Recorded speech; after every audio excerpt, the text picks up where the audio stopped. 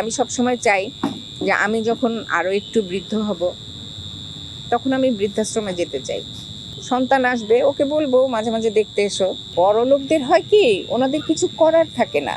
গরিব মানুষরা কিন্তু অনেক বৃদ্ধ বয়স পর্যন্ত কাজ করে, এটা একটা ব্যাপার হতে পারে।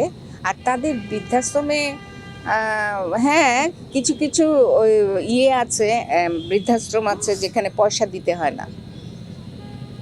তারা কিন্তু ওটাকে কি বলে, মানে বিনা পয়সায় যে বৃদ্ধাশ্রমগুলো চলছে, সেগুলোতে রাস্তায় অনেক মানে বৃদ্ধাদেরকে নিয়ে যাওয়া হয়। কিছু আছেন একদম যে নাই তা না, তাদের একদম মানে স্মৃতি নষ্ট হয়ে গেছে, কাউকে চেনে না, বাসা বাড়ির কথা বলতে পারে না, এরকম আছে। আর বড় লোকদের হয় কি, ওনাদের কিছু করার থাকে না। ওনাদের যে একটা স্ট্যান্ডার্ড থাকে, যে আমি যেমন আপনি বললেন সেক্রেটারি আছে, তারপরে আরও অনেক বড় বড় পোস্টে যারা চাকরি করে তারা আছে। তাদের আসলে যে ওনারা যে একটা পর্যায়ে যে রিটায়ার করছেন, তারপরে তার সেই যে পোস্টের যে সম্মানটা সে পেতেন, সেই জিনিসটা তার আকাঙ্ক্ষায় থেকে যায়। কিন্তু সে তখন একা হয়ে যায়, এত মানুষ পরিবেষ্টিত ছিল, তার ওই আকাঙ্ক্ষাটা হয়। কিন্তু সেই সময় তো তার ছেলে মেয়েরা তাদের ক্যারিয়ার করতেছে। এটা আসলে সাইক্লিক অর্ডারে ঘুরে।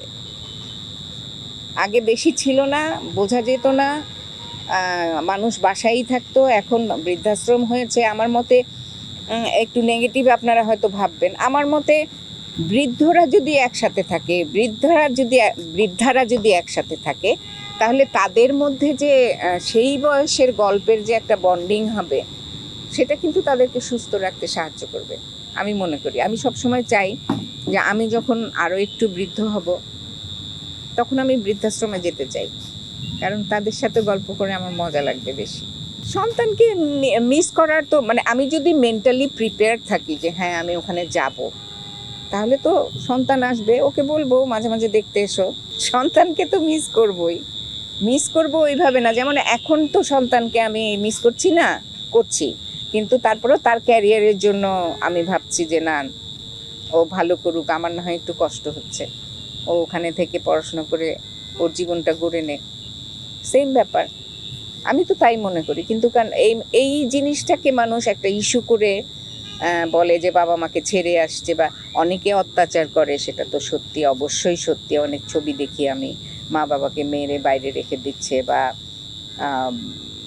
মারছে, কেন ঠিকমতো গোসল করছে না।